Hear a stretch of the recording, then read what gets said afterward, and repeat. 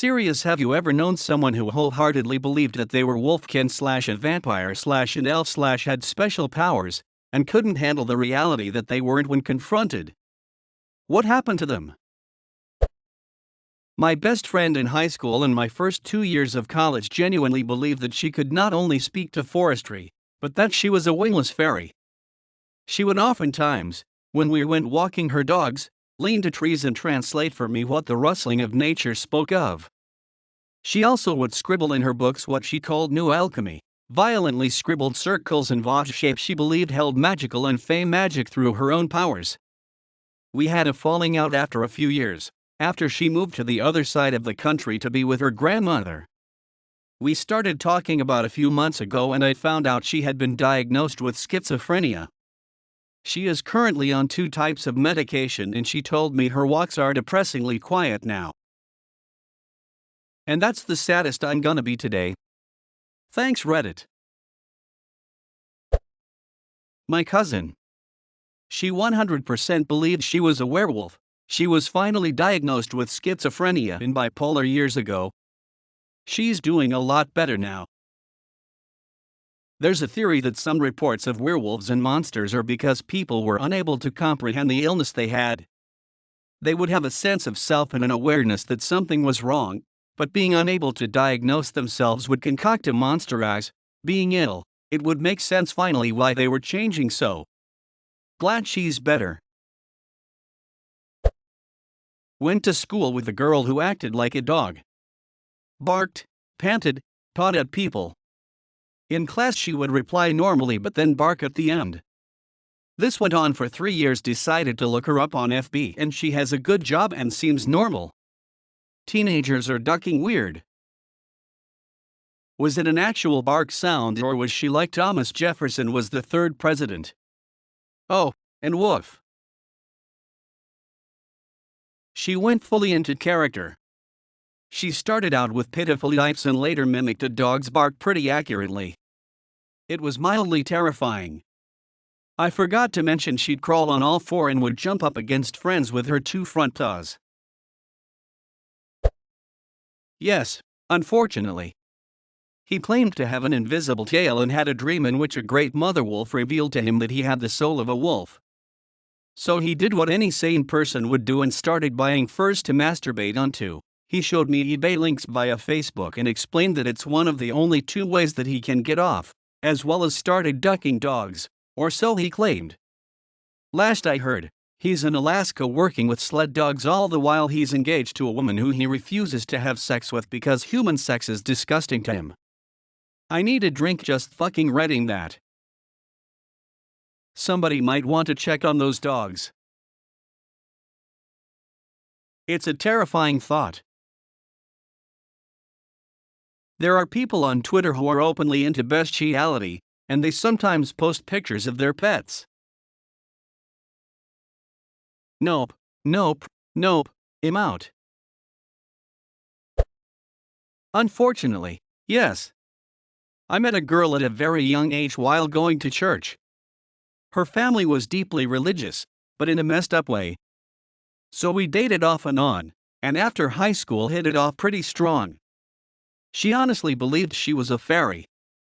She would get faced with the reality of not being a fairy and completely shut down, sometimes even attempting suicide. Found out later she has really bad schizophrenia and had to get away from her after she discovered drugs and I couldn't help her anymore. That's really sad.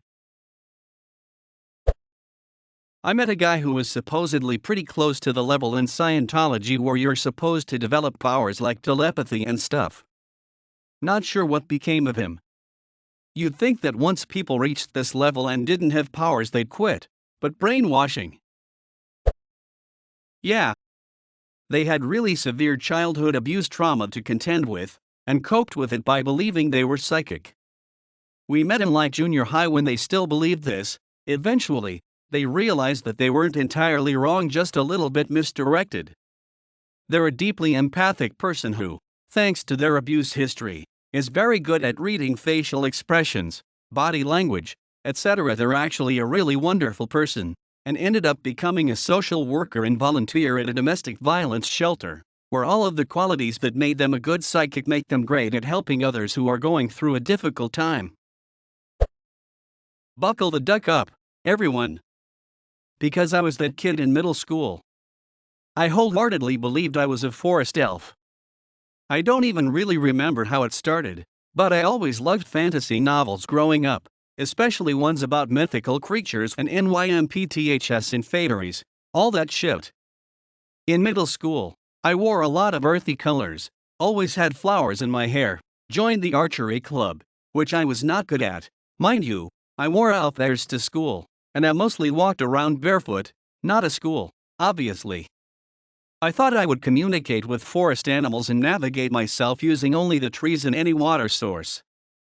Needless to say, I was definitely picked on a lot. I'm 26 now and an IT consultant, married to a damn great guy, and have a baby girl on the way. I never picked up archery again, I promise. Edit, I'm dying at some of these comments. Thank you guys for your humor. And for the silver. Definitely thinking about actually trying archery seriously, but with a baby on the way, doesn't seem super possible right now. Maybe I'll raise a family of elves and I'll make a hobby of it with my husband when my daughter's old enough. Smiley face, edit 2. And there's the gold. Guess I'm going back to archery, fellas. Was it something you just grew out of, or was there a sudden realization that it might not actually be true? I just kinda grew out of it upon entering high school. The middle school I went to was only 7th and 8th grade, so luckily, the phase only lasted maybe 3 years tops if even. Did your parents ever say anything to you? Or were they side-eyeing each other like, hopefully she grows out of it LOL?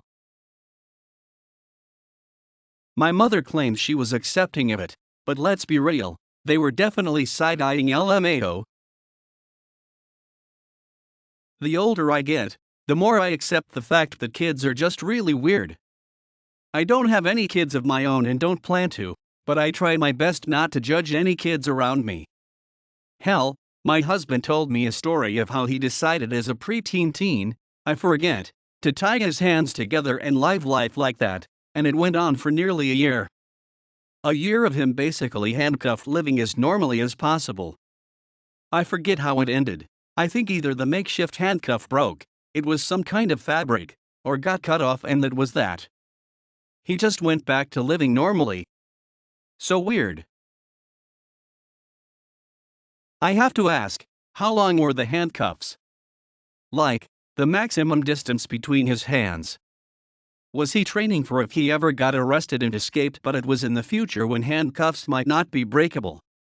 Was it just a until someone decides it's silly and freaks me experiment? How did he wipe his ass? How did he wash his back? How? Jackets? I didn't ask, but I'd assume he at least removed it long enough to change clothes. It's been a while since I heard the story, but I think he was imitating some anime character. P. Someone I used to be friends with identified as a lynx. I was weirded out, but she was my friend, so I dealt with it. Soon she started to say I was sitting on her tail, and she was fully convinced she turned into a cat at night. Last I heard of her, she was drawing furry porn for $100 a piece. Edit. A lot of people are talking about how short lynx tails are. I know, this person was just really delusional. I was sitting a whole desk away from her when she made the accusation. A couple other things she did was claim she was sorry cause she accidentally clawed me with her claws. She had only put her hand on my shoulder. She also complained that the teacher was hurting her ears because she was talking and that affected her cat hearing. Another time she tried to go a week without glasses to prove her eyes were becoming more like a cat's. She didn't last an hour. Final thing, she attempted to start a furritarian club. Her campaign was along the lines of join our call to unleash your inner animal. Yes, she used the word cult. Must be some good friggin' art for $100. As a furry artist, I'm shocked at how much some more amazing artists make. I've seen YCHS, your character here, with a buyout of $5,000 for a slot. It's absolutely nuts.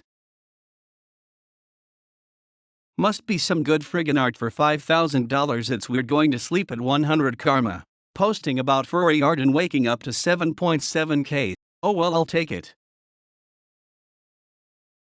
It's pretty photorealistic. That it. I was thinking of another piece that was more photorealistic than this. I'd say this is pretty cartoonish. My bad. Recently I stumbled upon a Cyberpunk 2077 themed YCH that was also photorealistic that was $1,600 for the slot. Knew a guy that swore that he was a reincarnated kitsune spirit. He and I got into an argument one day and he swore that he would destroy my life, because kitsunes never let go of grudges. Mythologically, kitsunes were described as being especially capricious. He ended up telling a bunch of lies about me to everyone he could, gaslit another friend into cutting off contact with me, and occasionally I'll run into someone online that fell for one of the many stories he made up about me. #X200B, edit. Seems capricious is a word that fewer people know than I thought. In this case, another word might be carefree. I was trying to say that he had gotten the personality trait completely wrong. Sounds like he did what he said he'd do. Which doesn't make him a fox spirit, it makes him a creepy, vindictive asshole. Which is exactly what a kitsune is. Checkmate, unbelievers. This isn't exactly what you're asking for, but it's similar. From 1st to 6th grade, I had this friend Ally that genuinely believed she could see dead people and demons and whatnot. She would do the stereotypical vampire things, pretending to bite people, showing off her canines, talking about blood, etc., but that wasn't like her main thing. She had this one demon that she said followed her everywhere and hid in the bathrooms that we just called it. Ally always described it as being whiter than paper with 2 slits for a nose and sharp fangs. I wholeheartedly believed her because why wouldn't I? I was a dumb kid that wanted supernatural things to be real, and she was my best friend that had no reason to lie to me. I literally was too scared to use the restroom at school because she said that it always peeked over the stall. As the years went on, though, I eventually realized that she was making it up. But the conviction with which she said that kind of stuff was scary. I know her parents were going through a rough patch at the time, so I think she was just making it up for attention, which she got. I haven't talked to Ally in a while, but another friend of mine ran into her at a fair recently and said she seemed to be doing well. I'm glad things are better for her. Did this happen to be in Virginia? The heck yes. Oh God, please don't let you be the person in talking about oof. Holy shit. I'm in Maryland and know an ally from Virginia and an ally from Maryland that are both very weird. The girl in your story sounds exactly like a former online friend of mine from Virginia who is very bipolar and talks about demons and vampires. We became friends when I was 17 to 18 and she was in her early 20s. To this day she still talks about demons. I can't really talk shit about her regarding woo-woo stuff because, well, I'm still an occultist no matter how agnostic I am. We met through occultism, but she was weird for other reasons too. Her name isn't Allison though. It's another masculine name. MD Ally was my friend in high school who was a pathological liar and treated me like garbage. Your story sounds like something she would make up as a kid as well. I knew other weird Allie's too. There must be some sort of connection with that nickname and weird girls LOL. Whoa. Yeah, sorry for the state change. I realized it actually was in Virginia, probably not the same person though because Ally and I are both juniors in high school now LOL. Weird coincidence though, must be a lot of weird owlies out there haha.